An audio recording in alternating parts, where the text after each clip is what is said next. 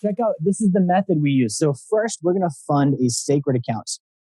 Okay, sacred account is life insurance. It's a life insurance policy. I can save money into it. It allows me to compound my money at 3 to 5% every single year and then borrow 75 to 95% of that money at only 2 to 3% interest.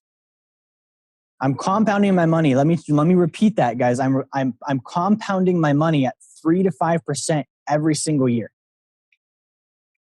And then I'm able to then pull out 70 to 95% of what's in there at a 2 to 3% interest rate. Do the math on that. I'm making 3 to 5. I'm paying 2 to 3. I'm being paid to borrow my own money is what I just shared with you.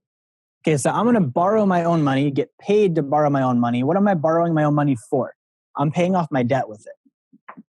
Okay, so I'm going to line my debts up, smallest balance to largest balance. The reason why we go for this method, smallest balance to largest balance, is we're freeing up cash flow. Those smaller debts, when I pay them off, the payment frees up, and then I can take that payment and put it back into my sacred account and then go after the next one. Okay, so I'm going smallest balance to largest balance. I'm only paying minimums on my debt. I'm putting all of my excess money into my sacred account, all of it.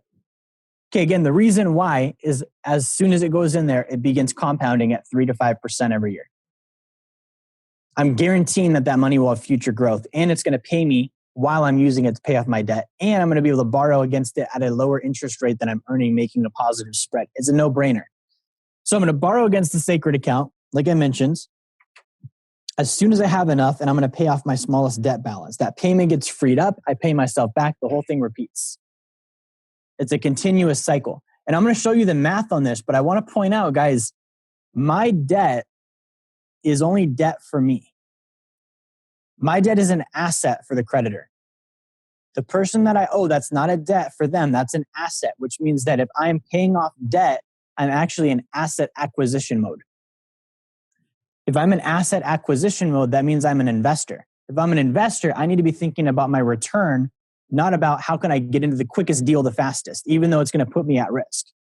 Do you see the difference in mindset there? I would never hastily jump into an investment just for the sake of speed. But as an investor acquiring my own debt back from a creditor, why am I hastily jumping into that investment just for the sake of speed? Like as an investor, I want to approach it slowly and I want to study the numbers and I want to do the thing that long-term builds me the most wealth, not the thing that's quick. So here's the results. If I do this method, I pay off all of my debt. I save interest. I free up my monthly income. Those are natural to paying off debt. Those are all given, right? But the difference is that my money was growing for me the entire time while I was using it to pay off my debt. Okay. I also automatically have savings waiting for me when I'm out because that money was still growing there.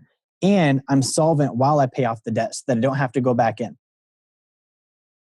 Do you see how much better that plan is? That's like 10 times better.